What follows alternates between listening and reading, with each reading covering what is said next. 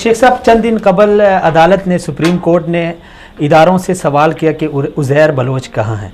Sir, एक नज़रिया है हमारे पाकिस्तान में जितने भी बड़े हादिसात होते हैं, वाक़यात होते हैं, या फिर ऐसे बड़े मुजरिमों को पकड़ा जाता है, उनके लिए GIT बनती है, उन पर बड़ा ख़जाने से पैसा भी खर्च होता है, लेकिन कोई मुस्बत और कोई माना खेज़ नतीजा सामने नहीं आता, यानी उस केस को आवाम के सामने पब्लिश नहीं किया जाता, कोई रिज़ल्ट नहीं निकल आता। तो इसको हम किसके सर डाल दें? अदालत के, इदारों के, हुकूमत के? क्या कहते हैं आप? बिल्कुल दुरुस्त फरमाया आपने।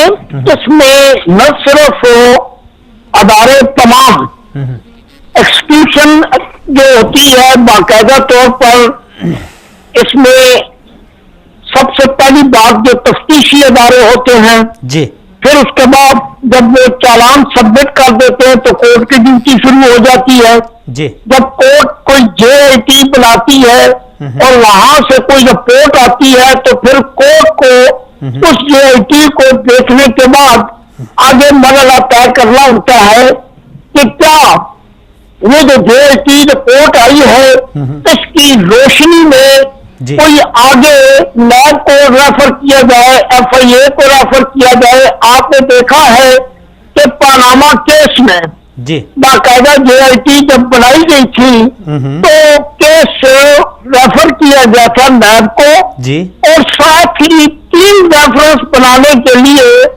बाकायदा तौर पर सुप्रीम कोर्ट ने एक ऑर्डर पास किया था जी। तो इस तरह से ये जिम्मेदारी बन जाती है सुप्रीम कोर्ट की भी। लेकिन अब बात सिंपल सी है जी कि ये JIT एक बड़ा अजीब सा फैशन ही समझ लें जी, और हर केस में बना देते हैं, इससे इसकी अहमियत टोटली खत्म हो चुकी है।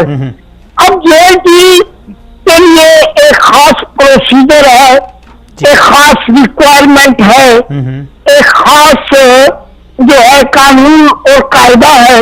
अब हर केस में जिसमें मुलजिम कहे या अदालत कहे या प्रोसिक्यूशन कहे, जब आप JIT बनाएंगे तो फिर इसके नतीजे यही निकलेंगे। अब उज़ैर बलोच वाले जो केस है, इस पर जब JIT की रिपोर्ट आई तो इसमें ऐसे ऐसे इंकशाफात हुए, ऐसे उसने अपने जिम्मे वो लिए तो उसने क्या क्या क्राइम कमिट किए और पूरे मुल्क में उस रिपोर्ट के हवाले से एक सेंसेशन पैदा हुई। लेकिन समझ नहीं आती कि उस रिपोर्ट के बाद अदालत कहाँ खामोश हो गए, रिपोर्ट कहाँ गुम हो गई, अदालतें क्यों खामोश हो गई, ये सारी बातें। और अब तो ये भी एक बड़ी वाज़ेह सूरत हाल हो गई है कि उज़ैर बलोच किसके पास है, किस एजेंसी के पास है, किस जेल में है, किस कस्टडी में है, ये बहुत बड़े अहम जो है सवाल पैदा होते हैं।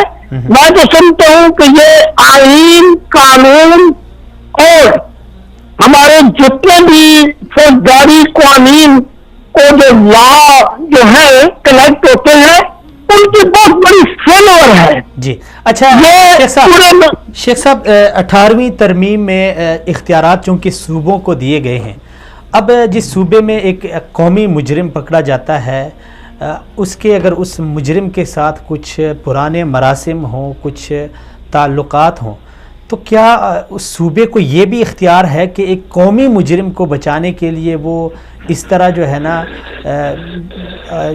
पसोपेश से काम ले और इसी तरह जो है ना वो पीछे हटे और रिपोर्ट पब्लिश ना करे? क्या इतना इख्तियार दिया गया है सूबों को? देखिए, 18वीं तरमीम का तो मसला बिल्कुल अलग था जी। अब जो कानून का अपना धारा है, अब जो JIT है वो 18वीं तरमीम से पाबंद नहीं होती है। बेसिकली जो JIT बनाई गई थी वो नया जो ऑर्डिनेंस है 99 का, उसमें बाकायदा तौर पर इसके लिए एक प्रोविजन मौजूद है। अब वो सूबों को ये तो अख्तियार बिल्कुल कतई भी नहीं है कि एक मुजरिम पकड़ा जाए, उसके खिलाफ इतनी बड़ी रिपोर्ट आ जाए और पता नहीं है कि वो कहाँ है, किस जेल में है, ہے, کس ایجنسی کے پاس ہے, کس ادارے کے پاس ہے, اور اگر اس میں صوبائی حکومت کسی طور پر بھی انوالو ہے تو وہ بھی اتنی مجرم ہے جتنا کہ کسی کے خلاف CID کی رپورٹ یا کوئی ایسے کیس رجسٹر ہے یا اس کے اپنی کنفیشن ہے یا اس کی کوئی ایویڈنس کلیکٹ ہو چکی ہے, تو پھر میں سمجھتا ہوں کہ صوبائی حکومت کے اگر کوئی اس میں ذمہ دار لوگ ہیں تو وہ بھی اتنی مجرم قرار پائیں گے جتنا کہ وہ شخص جس کے خلاف یہ ساری کارروائی ہو رہی ہے. بڑے جس طرح شروع میں نے عرض کیا, بڑے سانحات ہوتے ہیں, بڑے واقعات ہوتے ہیں, اس پہ GIT بنتی ہے لیکن رپورٹ پبلش نہیں ہوتی. کیا وجہ ہے, کوئی کیا حکمت ہو سکتی ہے کہ عوام کے سامنے ایسی چیزوں کو یعنی نہیں لایا جاتا, عوام کے سامنے ان کو منطقی انجام تک نہیں پہنچایا جاتا؟ بہت ساری مثالیں ہیں, عزیر بلوچ ہے, بے نظیر قتل کیس ہے, اور اس سے قبل بڑے سانحات ہوئے ہیں, ابھی تک کسی کی رپورٹ منظر. کیا کون سی ایسی حکمت ہے جس کو مد نظر رکھ کے ایسے یعنی اس سے جو ہے نا نظر چرائی جاتی ہے؟ بجا فرمایا ہے, بہت بڑا وقت فرمایا ہے. اس ملک کا سب سے بڑا جو سالہ 1971 جی کی, جو آپ کو پتا ہے کہ جب مشرقی پاکستان بنگلہ دیش میں کنورٹ ہو گیا, اس وقت حمید الرحمان کمیشن کی ایک رپورٹ باقاعدہ طور پر بنائی گئی اور اس میں سارے جتنے معاملات ہیں ان کو ڈسکس کیا گیا. بدنصیبی جو ہوئی کہ ہمارے ملک کے اندر اس رپورٹ کو پبلش نہیں کیا گیا, انڈیا سے اس کے اقتصادات ساری دنیا میں گئے ہیں. اسی طرح سے ایک رپورٹ جو ہے لیاقت علی خان کے مرڈر کیس میں باقاعدہ طور پر وہ ہوئی, وہ آج تک سامنے نہیں آ سکی. آپ پھر دیکھ رہے ہیں کہ بے شمار ایسے واقعات ہیں. سلوردی مرحوم کا مرڈر ہوا, ان کے پیارے کو ایک ایکسیڈنٹ سے ملنا پڑا, وہ رپورٹ آج تک بالکل سامنے نہیں آئی.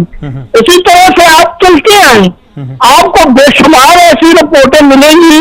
ابھی ریسنٹلی جو اس کا اسامہ والے کیس میں جاوید اقبال صاحب کی جو رپورٹ تھی, اس واقعے کا ذمہ دار کون ہے, وہ رپورٹ بھی ابھی تک کہیں گرد میں پڑی ہوئی ہے, وہ سامنے نہیں آ سکتی ہے. سامنے نہ لانے کی کیا وجہ ہو سکتی ہے سر؟ لیکن میں سمجھتا ہوں کہ اس میں سب سے بڑی نالائکی تو سٹنگ گورنمنٹ کی ہوتی ہے یا پھر اس کی انوالومنٹ ہوتی ہے, یا اس میں کوئی ایسے لوگ انوالو ہوتے ہیں سینسٹیو سیٹوں پر بیٹھے ہوئے جن کو سامنے لانے پر وہ خود بے نقاب ہوتے ہیں. اور بے شمار آپ کو پتا ہے کہ ایجنسیاں انوالو ہوتی ہیں, بے شمار جو بڑے انٹریسبل ہوتے ہیں ان کے پیچھے کوئی حکمت عملی ہوتی ہے. وہ لوگ اس لیے ان رپورٹوں کو سامنے نہیں لانے دیتے ہیں تو اس میں ان کی اپنی انوالومنٹ ہوتی ہے, اور یہ ڈر ہوتا ہے کہ وہ سامنے لائیں گے تو وہ بھی مجرم کر ڈالے جائیں گے. لیکن یہ اس ملک کا بہت بڑا المیہ ہے. جی بالکل, میں نے جیسے کہ آپ کو کہا کہ اس سے بڑی ایک ملک دو وقت ہو گیا, ایک چیف جسٹس کی سربراہی میں ایک کمیشن بنتا ہے, پھر اتنا بڑا واقعہ آپ کے ملک کے اندر, آپ کے ایک صوبے کے اندر غیر ملکی پیارے آتے ہیں اور رات کو ایک واقعہ کرتے ہیں, اس کی رپورٹ سامنے پڑی ہوئی ہے اسامہ والے کیس کی, وہ سامنے نہیں آتی. اس کس کی مثالیں آپ کو دی جائیں, یہ تو بہت بڑا فیلر ہے.